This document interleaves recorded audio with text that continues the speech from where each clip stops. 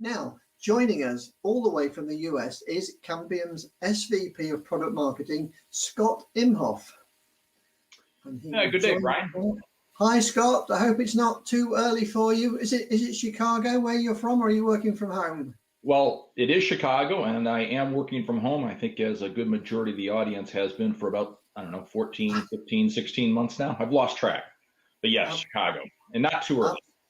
Absolutely. Good. That's not too bad then. Now, you're going to talk about fixed wireless access as an extension of fiber, which is obviously really interesting for service providers, a vital subject, in fact.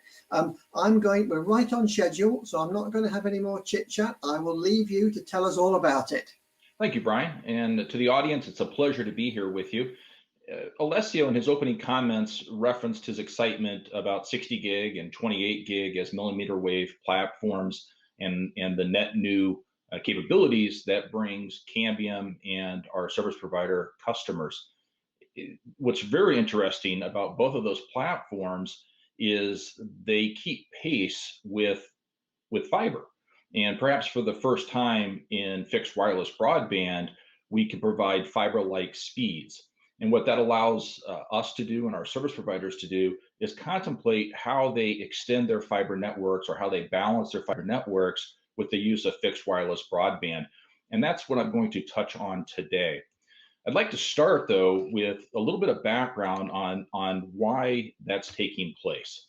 And to our African participants in the audience today and others from outside the EU, I am going to use a number of EU data references as well as some from the US marketplace, but I think the information is extensible really on a global basis. These are trends that we're seeing around the world, irrespective of the geopolitical destination. And the first is the expressed interest in higher capacity, starting with 100 megabit connections all the way up to gigabit connections. We see on a worldwide basis residential subscriptions rising in this space. And as you can see from the chart at the left, it's a fairly dramatic increase over the last couple of years. Now, what I would say, again, on a worldwide basis, is this interest in higher capacity residential service is not necessarily driven by need or actual consumption. If you look at the data on what's being consumed today, both uplink and downlink, and what's anticipated to be consumed in the coming years, broadly speaking, it's well below 100 megabit. And time permitting, there's some data in the back end of the presentation that I can share. And it's even persistent on an asymmetric basis, although moving a bit more towards symmetry, particularly from the work and learn and recreate from home phenomena. But it's the perception that matters, and perception is reality, and the perception is higher data rates is what I need, and you see subscriptions following that trend. The service providers themselves are motivated to provide this service and are influenced to provide this service from a couple perspectives. First, technically they're able to do it, not only with fiber and continued distribution of fiber, but now fixed wireless broadband. The subscribers' perception leading them to those subscriptions is lifting their average revenue per user. They're using these capabilities to effectively position themselves against competitors. If they're first in market and able to offer those services, it gives them a competitive edge, and they're taking advantage of that as you would expect them to. And certainly government funding around the world is incentivizing fiber build-outs and the ability, if not specifying fiber specifically, to offer those higher data rates. From a technology standpoint, there's also enabling factors. VDSL, relatively short distances, but VDSL is upping the ante. For those that take advantage of cable networks, DOCSIS 3.x is certainly supporting those data rates. And I'm going to drill a bit further into fixed wireless broadband. And of course, GPON or other fiber-based technologies are in line with supporting these capabilities. Drilling a bit deeper into fiber and GPON specifically, and again, using the EU for reference, the share of broadband subscriptions for fiber continue to grow as expected and not surprising. It is perhaps, if you look over the span of time, accelerating, but through 8 years, roughly 20% of subscriptions across the EU are now attributed to fiber. If you drill a little bit deeper into that and aligning to the prior slide, where you see its greatest penetration is in those higher data rate subscriptions, and that might just be symbiotic. Fiber is capable of doing it quite easily. The fact that in actual use it's well below those targets allows for tremendous oversubscription, and you see that alignment taking place. One would expect, and all data would suggest it, that share will continue to climb, principally at the expense of DSL, where investment in VDSL is not taking place. However, and this is in some respects, the low-hanging fruit has been captured. It is going to become more difficult for share capture, and that's driven by two attributes: total cost of ownership. It is expensive to put fiber in the ground, and the acceleration of competing technologies being able to catch up with fiber-like speeds, and certainly the ability to provide 100 megabit and greater data rates. This chart, which is pretty interesting, was taken directly out of the FTTH Council Europe's most recent report that was posted after the initial COVID hits that took place. So very timely and very relevant. Now, I'm not going to read through each of those 7 lines. You guys can do that yourself. But there's a couple common elements that you could group each of these 7 reasons for slowing adoption of fiber, or hurdles to fiber adoption.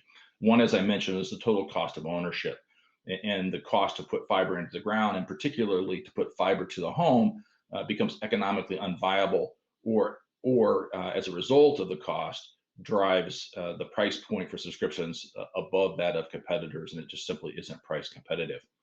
I think the second one is even more interesting, and that is time to market. It takes a long time to permit, construct, commission fiber networks. And during that interim period of time, with competing technologies advancing, it's the loss of market share and time to revenue. Now, I took the liberty of kind of looking at those and categorizing them, and many of them align to both TCO challenges as well as time to market challenges, some of them strictly time to market.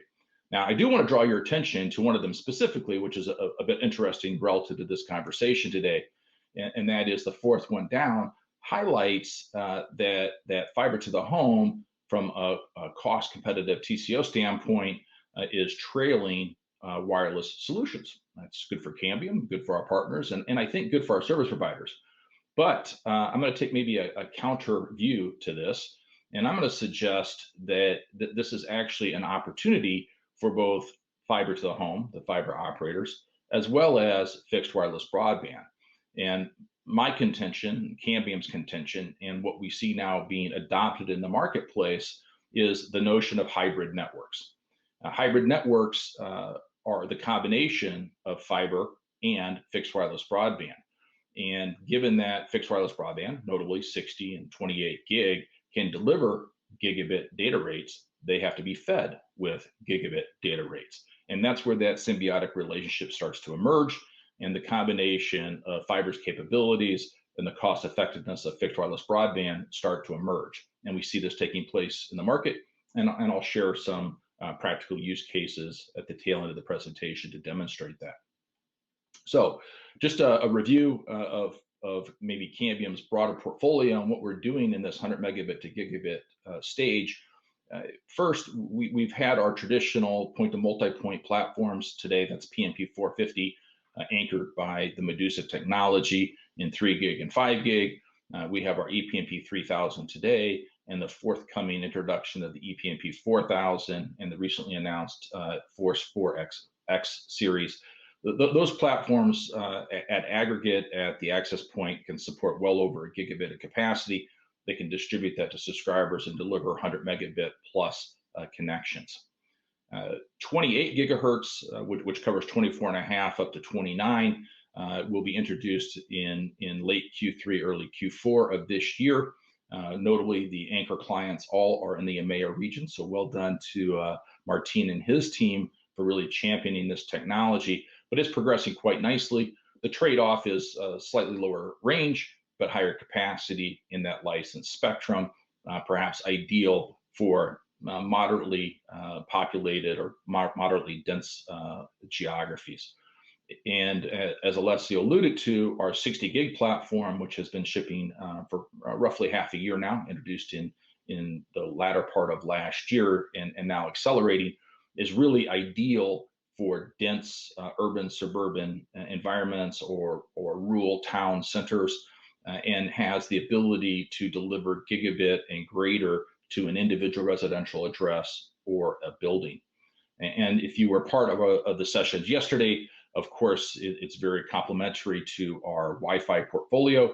And as you see, the Wi-Fi portfolio progressed to Wi-Fi 6 and subsequently Wi-Fi 6E. You see all of those platforms capable of delivering well over a gigabit of capacity from each of those devices.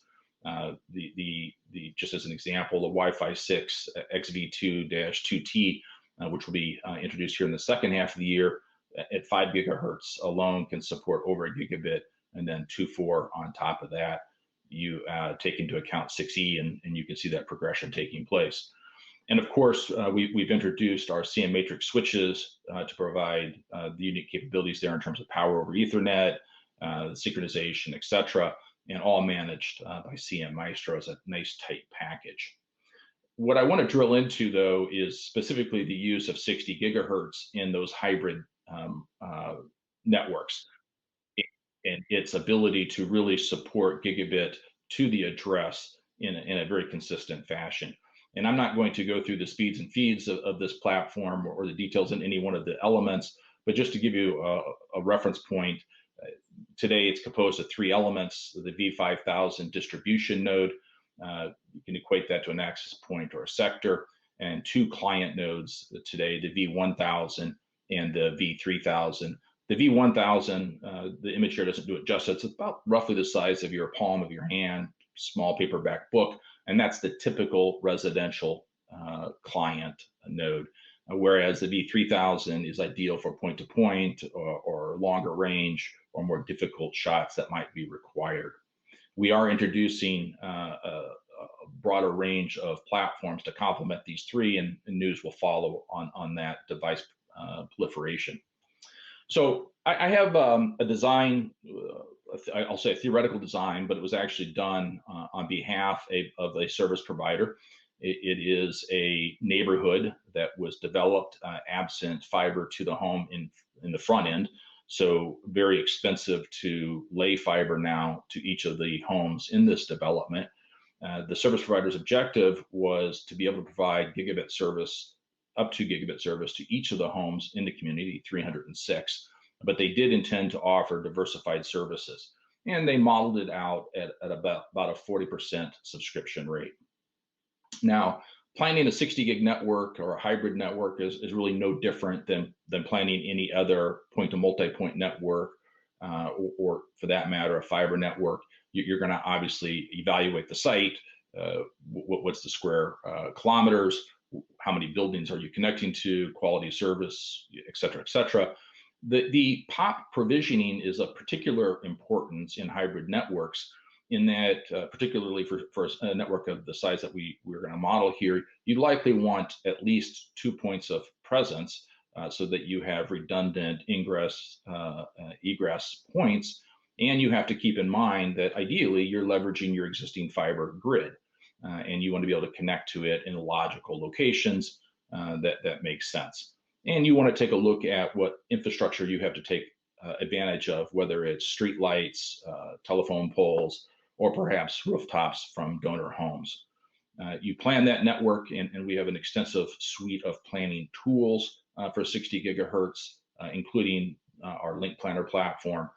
Just last week, or perhaps the week before, we announced CN Heat, which is our LiDAR-based planning tool to support 60 gig. And it's incredible the level of accuracy that tool provides, and then Advanced Network Planner. But plenty of tools free to plan these networks, but critical that they are engineered. They're less forgiving given the critical line of sight requirements than your traditional 3 gig or 5 gig networks. So you go through that, and then at the end of the day, you have to do the physical installation and deployment, and very typical or consistent with 3 gig and 5 gig networks. This is what the network ultimately ended up looking like, and perhaps a bit difficult, but you see the markers with the blue dot in the middle. That's the location of the distribution nodes themselves. And at present, we ended up planning a single point of presence, and you see it at the top right-hand corner, the yellow marker. In practice, when this network is deployed, it will have two points of presence, again, to allow for redundant ingress-egress points within the network, and both of them are connected to the fiber grid that pre-existed. I'm not going to go through the gory math. This is a summary. Happy to share the workbook offline, and certainly you can debate any one of these line items based on the specific territory, the region, labor rates, et cetera, et cetera. But it's a pretty good facsimile of what we see in the cost models around the world. And you can do a comparison between a pure fiber to the home network versus a pure CN wave network. And you typically have I'll say a fixed infrastructure investment that takes place irrespective of the number of subscribers that are actually attached to the network once it's built. That in the fiber world and the cable world is the cost per home passed. And you see a fairly significant advantage of fixed wireless broadband. I suspect that doesn't surprise anyone, given the range of fixed wireless broadband networks from high sites that carries over certainly to our 60 gig network CN wave. And then you see the cost per home attached. And here you do see an advantage on the fiber to the home side. It is less costly to terminate at a residential address using fiber to the home versus 60 gig and CN wave. Now, hopefully, we're on the front end of 60 gig development, and over time, we'll be able to bring down the cost of those subscribers, but it is at present more costly. However, if you start to look at take rates or subscription rates, 40% is not unreasonable given competing solution providers. The aggregate cost is advantageous to CN wave. And if you start to think about cash flow and trapped capital investment, that cost per home served is a really important number. That's cash out of the enterprise that may sit idle while they build up that subscription rate to the point that they're taking advantage of it from an ROI standpoint. To emphasize that a bit more, you can do a direct comparison and see that the advantageous position of a fixed wireless broadband network, in this case CN wave, on the cost per home passed is significant. 40%, 41% better than fiber to the home is substantial. Why is that important outside of the cash flow? And this is the data that's coming out of the U.S. market, and again, I think representative of a global trend in ARPU. And this is on a real basis, so we've adjusted for inflation, or actually we didn't. This comes directly from a study, and it's highlighted in the bottom left of that table. And to orientate you a bit, the Broadband Pricing Index, BPI, consumer choice, is it's from a pool of service providers, and it's the most commonly selected plan from that pool of service providers. So this is what the typical residential address is subscribing to. Whereas the BPI speed is the highest speed package that pool of service provider provides. And what you see is, one, on a real basis, the price of those plans has declined dramatically from 2015 to 2020. You see that the service plans themselves have lifted, so they're paying less and getting more. What that translates to is a radical reduction in cost per megabit, or revenue per megabit, more correctly. I suspect that doesn't surprise anybody on the phone, although personally, it doesn't feel like my bill has gotten any cheaper, but that's what the data suggests is taking place. And what that does is it gives service providers pause in making additional investments, particularly in capital-intensive deployments of fiber. And in part, that's why you're seeing government subsidies become so important in building these networks out, because entrepreneurial service providers are questioning, what's my future revenue going to be, and what's my time to break even, and what's my anticipated return on investment. And oh, by the way, we're seeing competing technologies now that keep catching up to our technical superiority and being able to compete effectively. And again, this is why we believe and are seeing in practice this combination of fiber and fixed wireless broadband coming forward to balance the economics of the model. So I mentioned that the front end was somewhat theoretical, although certainly a network behind it, and that we had more practical examples that we could rely on. And this is the first one. This is Alaska Communications. They are a MSO located in Alaska and operating across the great state of Alaska. And they had a couple of neighborhoods that they had DSL connectivity to.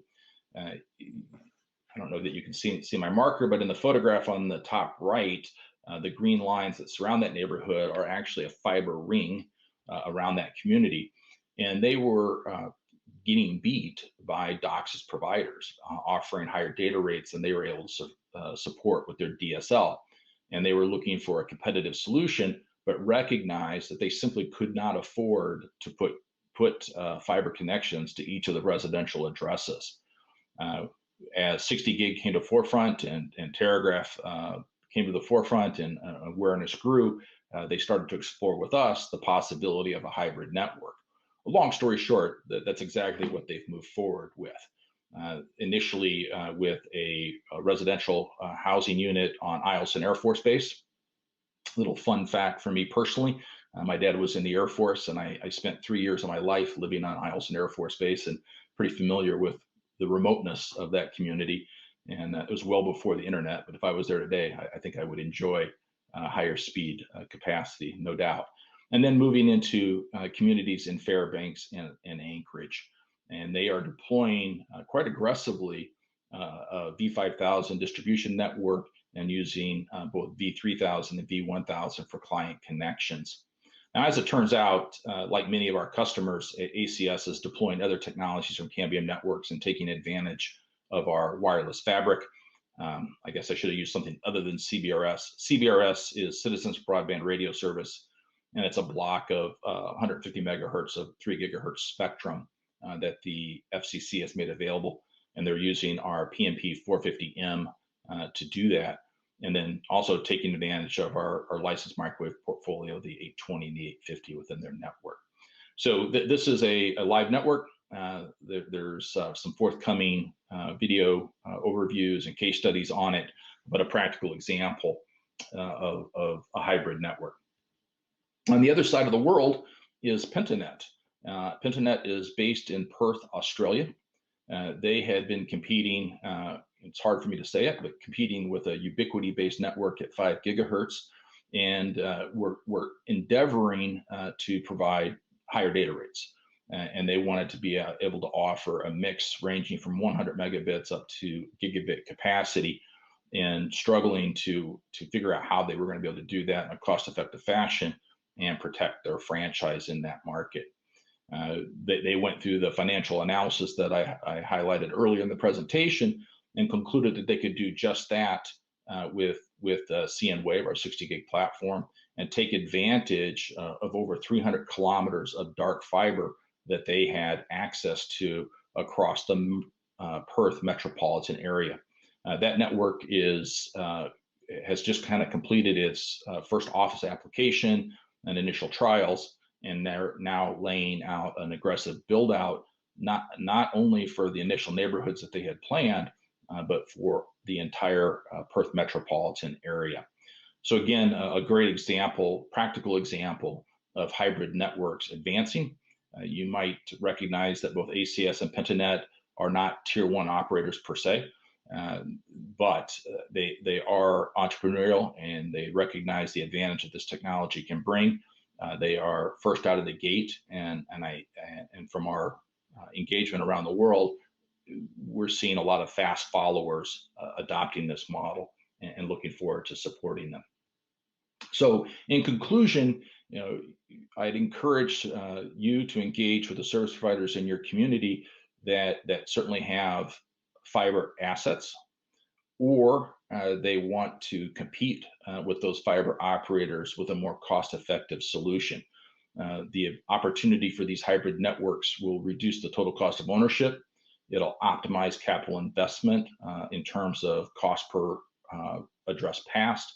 they can get to market far faster with wireless than they can with fiber. If you again think about the time to permit, construct, commission buried fiber and even air-strung fiber at times, the time to accelerate to market, and you can translate that to time to revenue is certainly there. And ultimately, the return on investment will be far greater than they're experiencing with a pure fiber to the home model. So with that, Brian, I think we've got a few minutes here that I can take some questions if there happen to be any. There is, Scott, already a lot of interest in the hybrid model. Question for you is, how important is terragraph meshing to the hybrid model that you've presented? Well, I'm glad you asked that question, Brian, because I was remiss in maybe highlighting that in the presentation itself. So maybe I need to make some edits to this before it's published, and I should have highlighted that. Terragraph meshing is paramount to the concept of hybrid networks.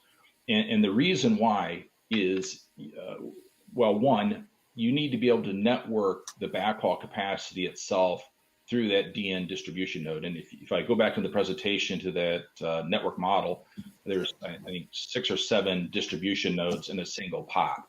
So absent meshing, you would have to bring that point of presence to each of those distribution nodes. So one is, it just makes it so much easier to get ingress egress to the distribution node network.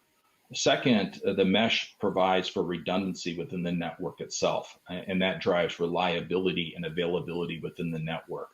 I would be hard pressed to recommend a multi-DN network in a community absent meshing. Now, what I would say is any one of our DNs can be operated as a standalone entity. We can support a micro pop architecture, if you will. It's pretty straightforward. But for a reliable distributed network that provides reliability, meshing is paramount. Okay, well, that was a great answer, and I'm glad we've helped you with your amendment of your slides for next time. And by the way, thank you for joining us, because I know it's still quite early where you are. So thank you very much, Scott. Pleasure to be here.